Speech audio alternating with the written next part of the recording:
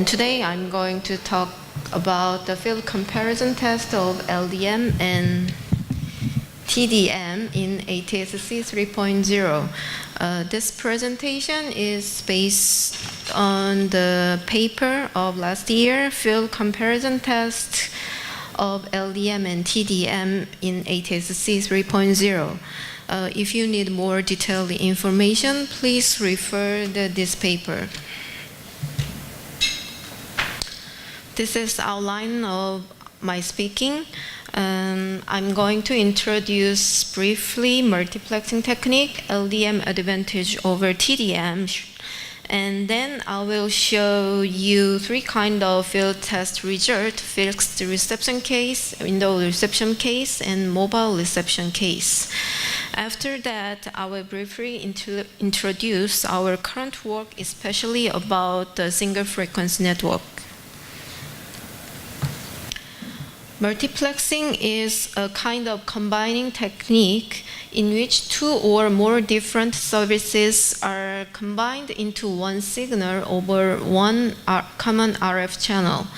There are two well-known existing multiplex techniques, the time division multiplexing and the frequency division multiplexing. In each scheme, two services A and B are allocated in different time slot and different frequency slot. So that means A and B cannot overlap each other in time or frequency domain. So they cannot make interference each other. So this is why the traditional multiplexing scheme is orthogonal technique.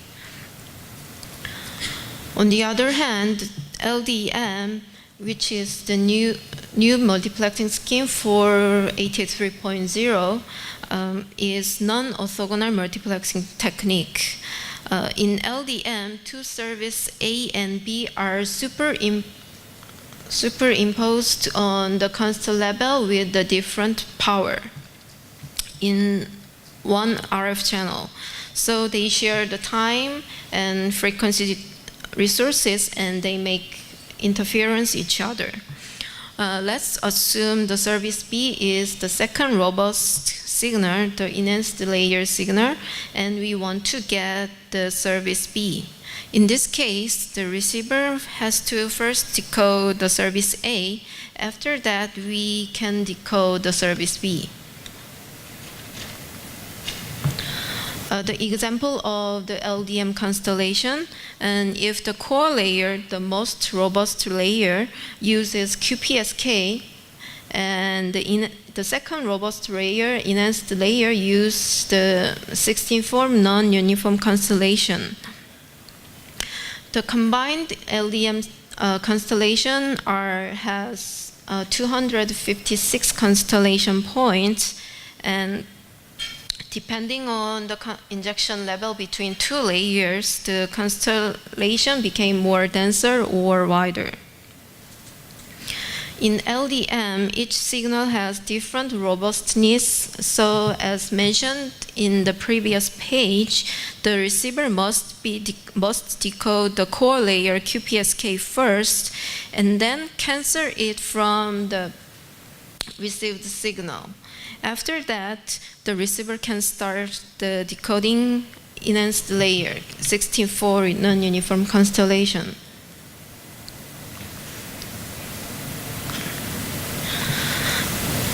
LDM advantage over TDM.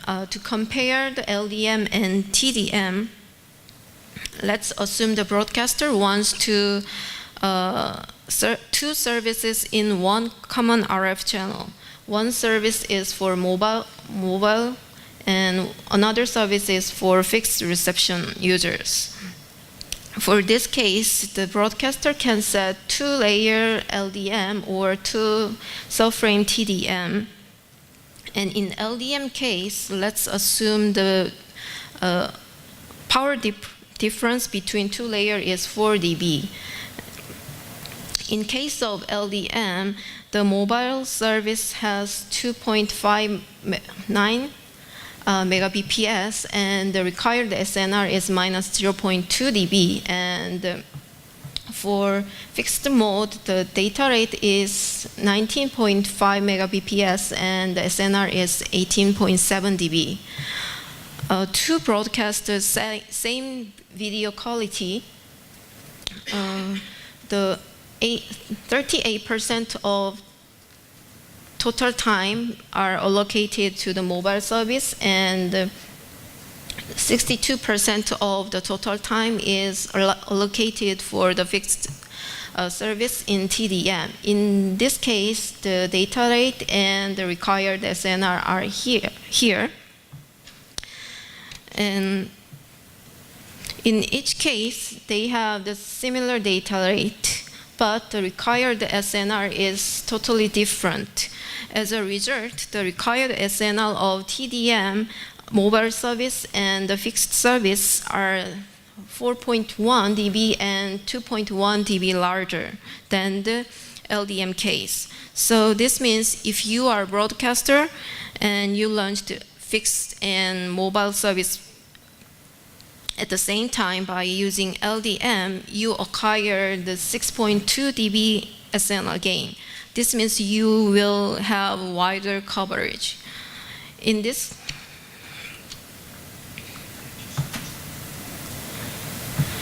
this is the system configuration for our field test. The frame length is 250 milliseconds, and the center frequency is 689 megahertz, the channel 50, and the occupied bandwidth is 5.8 megahertz. We don't use the carrier reduction technique. OFDM in each cases, OFDM and BICM parameters are different. In LDM case, the OFDM parameters were used for core layer and the enhanced layer are same. On the other hand, the different OFDM parameters and BICM parameters were used for the first subframe and the second subframe. We use the convolutional time interval with the depth 200 milliseconds in both cases. Let me talk about the field test result. We conducted field test in the Jeju city of the Jeju Island. The transmitter site is located southern part of the Jeju city, and the transmitter power is 500 watts. Field tests were performed 40 measurement points. The average reception power is minus 63 and maximum is minus 48, and the minimum is minus 84 dBm. This picture shows the fixed rooftop reception of the mobile service case. Dotted circle means that both LDM and TDM is successfully decoded, and the triangular circle means only LDM is okay. The TDM couldn't decode it. All 40 points, the LDM HD service is successfully decoded. And at the 38 point, the TDM mobile service was successfully received.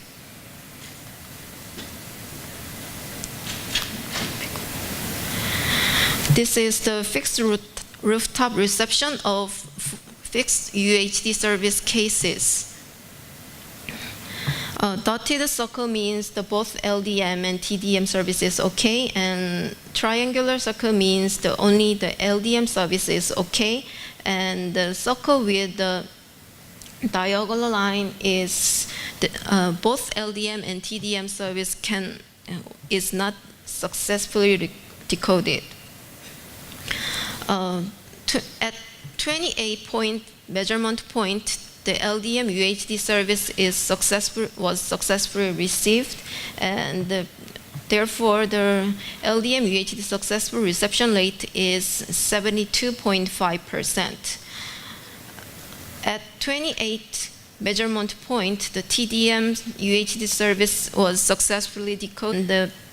Therefore, the TDM UHD service successful reception rate is 70%.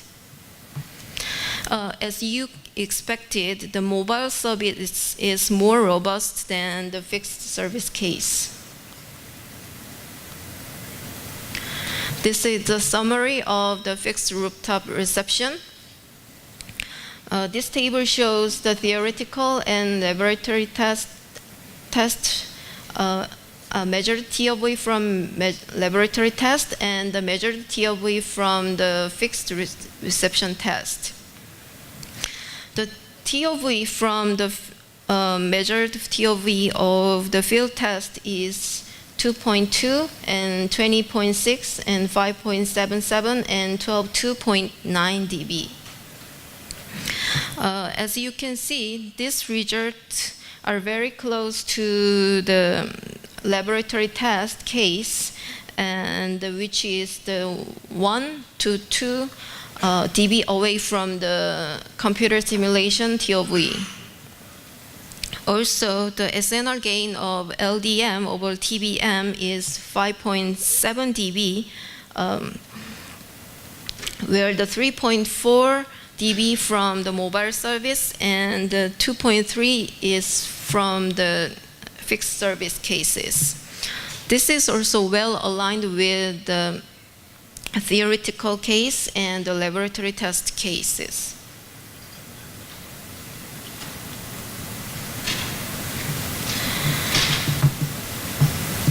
Indoor reception test. This is facility for the indoor reception, and the different with fixed reception case, we were not able to measure the TOV value.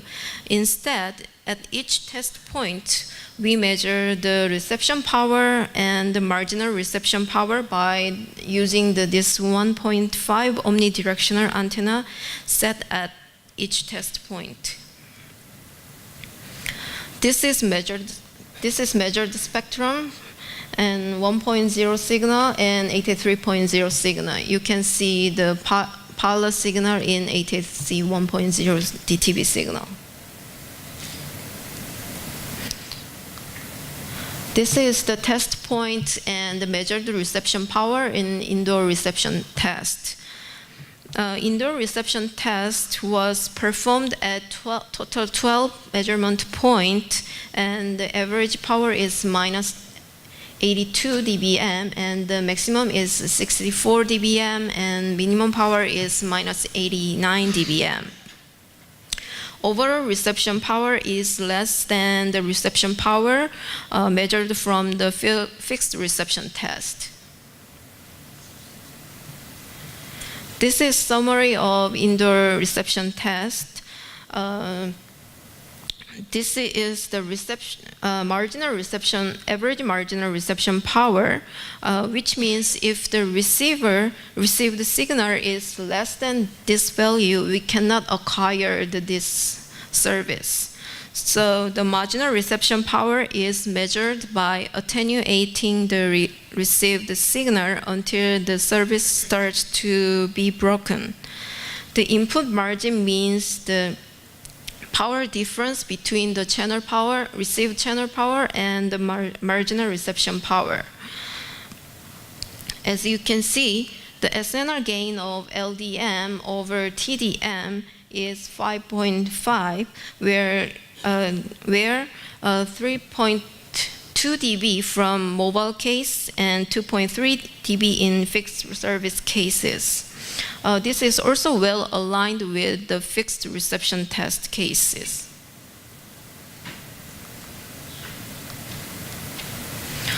Let's move on the mobile reception test. This is test route with the successful reception or fail marks. Green means reception is success, and blank means the reception fail at that point. Reception success and fail was measured and recorded at every 1 second. See this red circle from this. LDM has more reception success point, the green marks, than TDM case.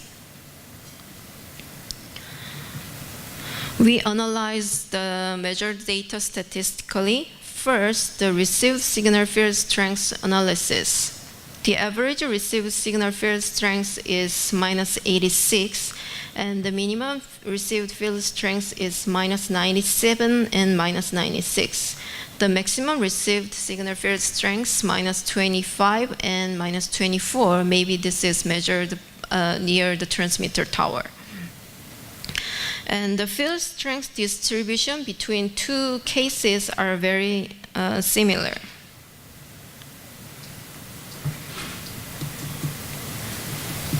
Second, the analysis of the test vehicle's speed.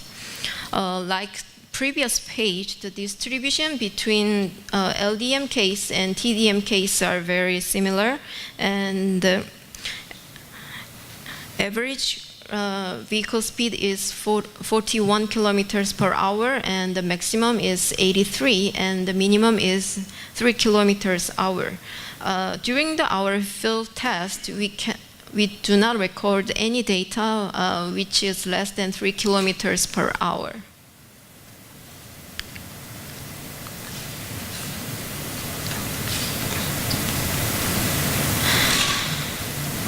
We consider previous test route from test route figure with the statistical analysis. The ESR5 is normally used for the quality criteria for mobile reception. Reception success fail is decided every 1 second.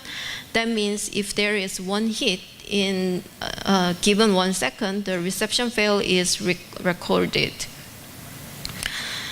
About 152 fact blocks and 58 fact blocks can be transmitted during 1 second for LDM and TDM cases.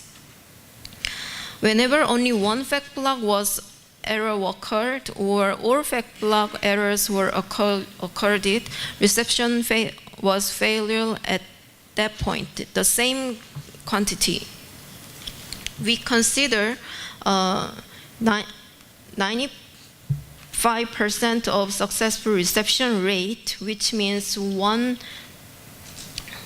second error in given 20-second durations. If the field strength is more than 89 dBm, more than 95% of mobile service in LDM signal can be recovered successfully. Also, if the field strength is minus 83.5 dBm, more than 95% of the mobile service in TDM signal can be recovered successfully. This means shows the 5.5 dB better performance than TDM. This result is also well aligned with the theoretical and the previous test result. This is conclusion of our field test. LDM is multiplexing technique to combine 2 or more services based on the constellation's proposition scheme and accepted for ATSC 3.0 standard. LDM shows 6 dB overall performance gain over TDM system in our computer simulation, and we verify performance gain LDM over TDM by conducting field tests in Jeju Island. LDM system is working very well in real field environment. In fixed reception case, the overall performance gain is 5.7 dB. In indoor reception case, the overall performance gain is 5.5, and the mobile reception case, the performance gain for mobile service is 5.5 dB. Broadcaster can provide more robust, flexible, frequency-efficient service with ATSC 3.0. I'm going to briefly introduce our current works. First one is about the TXID performance analysis and related tests. Let's see this picture. There are 2 transmitters in SFN, and they have to send the same signal, and the receiver cannot distinguish them from these two signals, and that means the broadcaster signal are appeared as same color. But in order to design and manage the SFN, it is essential to measure the channel profile of each transmitter, such as signal strength and propagation delay. Therefore, ATS 3.0 supports the transmitter identification technique, TXID, which allow unique identifying each individual transmitter. That means if the receiver has the ability of the TXID signal analyzation,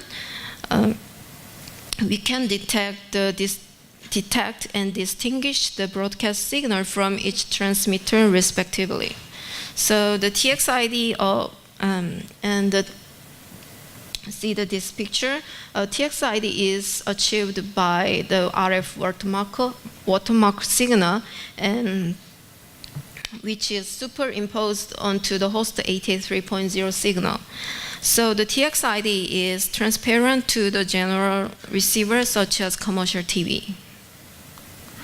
To considering TXID with studying detection algorithm and its performance. The performance are evaluated based on the signal to DTB noise ratio, SDR metric.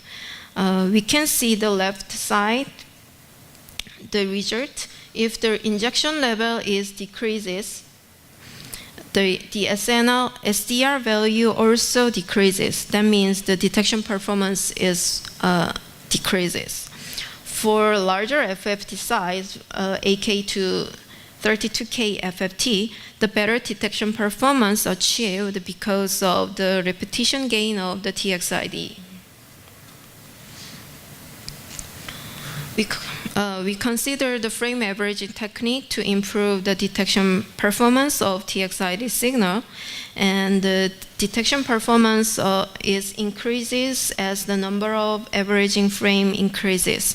But there are some saturation in the detection performance. So in order to overcome the detection performance limitation, we are studying improved detection technique and verifying the algorithm through the simulation and related tests.